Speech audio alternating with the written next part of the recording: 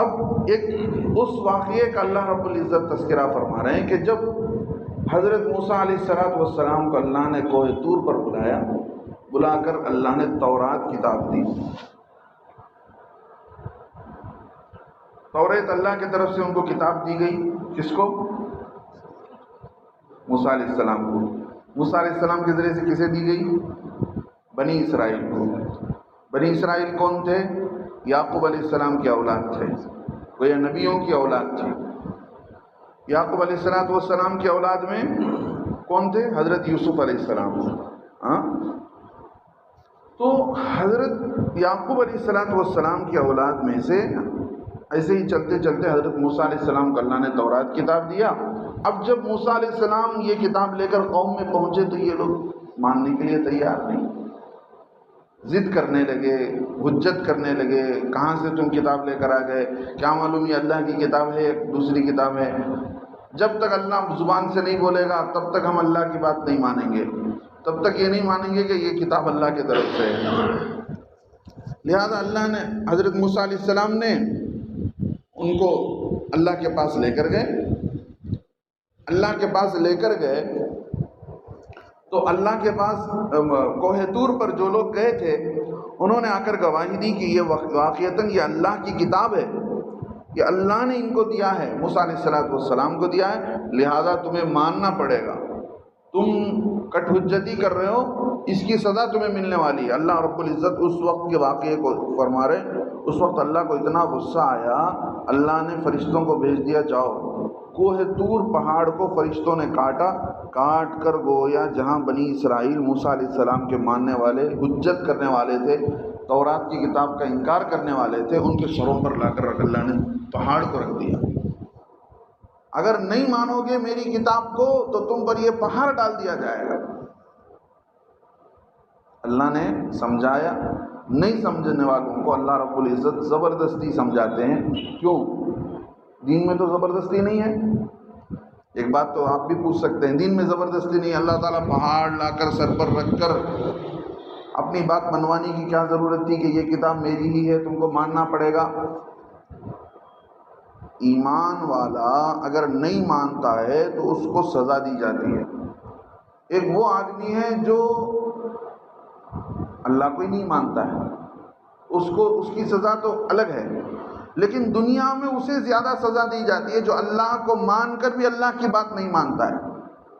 اللہ کو اپنا خدا مان کر بھی اللہ کی بات نہیں مانتا، اس کو زیادہ سزا دی جاتی ہے. تو اللہ کو مان کر اللہ کی بات نہیں ماننے والا باغی کہلاتا ہے. باغی، بغاوت کرنے والا، یعنی ساتھ ہی رہ کر اللہ کو مان کر بھی اللہ سے منہ موڑنے والا. تو اللہ رب العزت ایسے لوگوں کی زیادہ پکڑ دیتے ہیں. دیکھو دنیا کے اندر کافر لوگوں کی سزا، کافر لوگوں کو مارنے کا حکم نہیں ہے کہ جو کافر ہے ان کو پکڑ کر مار دو، قتل کر دو. جو مسلمان ہو کر مرتد ہو جاتا ہے اس کو پکڑ کر قتل کرنا پڑے گا. مسلمان تھا، مرتد ہو گیا، بدل گیا، تو اس کے بدلنے کی وجہ سے اس کو مارا جائے گا، پھر اس کو قتل کر دیا جائے گا. لیکن ایک آدمی کافر ہے، اس کے کفر کی وجہ سے اس کو قتل نہیں کیا جائے گا. کیوں؟ اس لیے کہ مسلمان ہو کر اسلام کو بدنام کر رہا ہے، اسلام سے منہ موڑ رہا ہے، اس کی یہ سزا ہے. تو ایسے ہی ان لوگوں کو، یہ لوگ اللہ کو مانتے تھے، اللہ کو مان کر بھی اللہ کی کتاب کو نہیں مان رہے ہیں.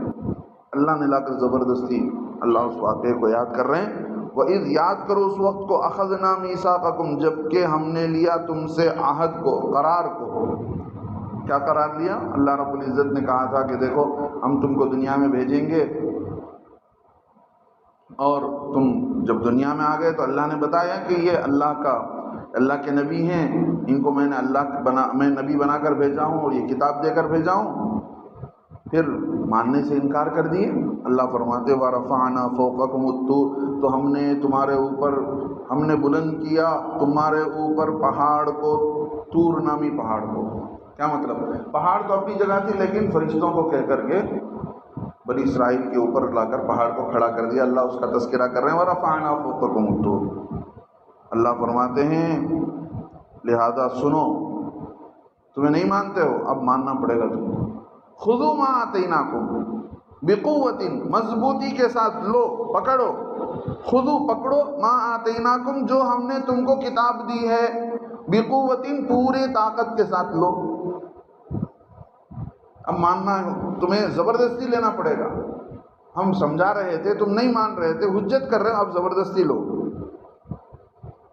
اللہ فرماتے ہیں وَاذْكُرُوا مَا فِيهِ، اور یاد کرو ان باتوں کو جو اس کتاب کے اندر ہے، ہم نے جو کتاب کے اندر باتیں لکھ رکھی ہیں ان باتوں کو یاد کرو، یاد رکھو، پڑھتے رہو، لعلکم تتقون، تاکہ تم ڈرنے والے بن جاؤ، تاکہ تم ڈر ڈر کر زندگی گزارو۔ تم کتاب کو پڑھو گے تبھی تو معلوم ہوگا۔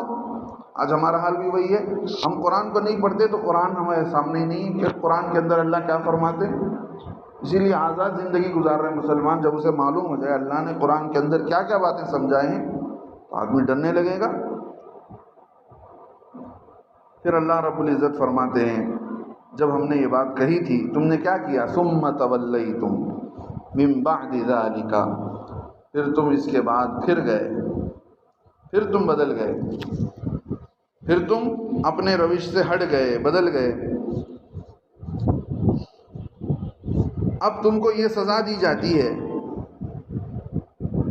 ثم تولیتم، پھر تم پھر گئے اس کے بعد، فلولا فضل اللہ علیکم ورحمتہ، اگر اللہ کی مہربانی اور اس کی رحمت تم پر نہ ہوتی، لکنتم من الخاسرین، تو تم ضرور بھی ضرور برباد ہو چکے ہوتے، تم ضرور بھی ضرور برباد ہو چکے ہوتے۔ اللہ کی مہربانی کی برکت سے تم آج زندہ ہو، آج تم جو ہے زندگی گزار رہے ہو، اور تم جو ہے آج اسی کی رحمت کی برکت سے، اسی کی رحمت اور اس کی مہربانی کی برکت سے جی رہے ہو، ورنہ کبھی کہ تم برباد ہو چکے ہوتے، تم کو اللہ رب العزت مار چکا ہوتا۔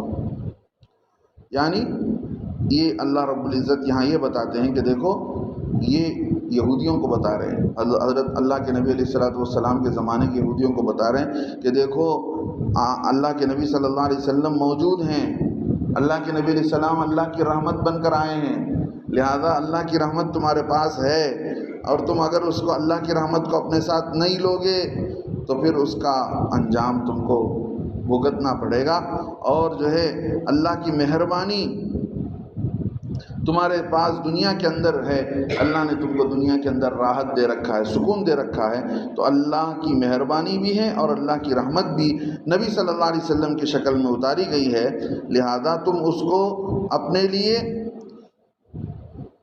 نعمت سمجھ کر اللہ کی فرما برداری پر آ جاؤ، اللہ کی نافرمانی سے بچ جاؤ۔ اگر اللہ کی مہربانی نہ ہوتی تو پہلے ہی اللہ تم کو تمہاری غلطی پر مار چکا ہوتا۔ اب اللہ کی رحمت کیا مطلب؟ اللہ کی رحمت کا مطلب بتا دیا گیا کہ اللہ کے نبی صلی اللہ علیہ وسلم کے زمانے میں یہ آیت اتار کر بتا دی ہے کہ دیکھو اللہ رب العزت اپنے عذاب کو جیسے روک لیتے ہیں، اپنے عذاب کو جیسے روک لیتے ہیں، کب روکتے ہیں؟ جب امت گناہوں سے توبہ استغفار کرتی ہے، اللہ گناہوں کو عذاب کو روک لیتے ہیں۔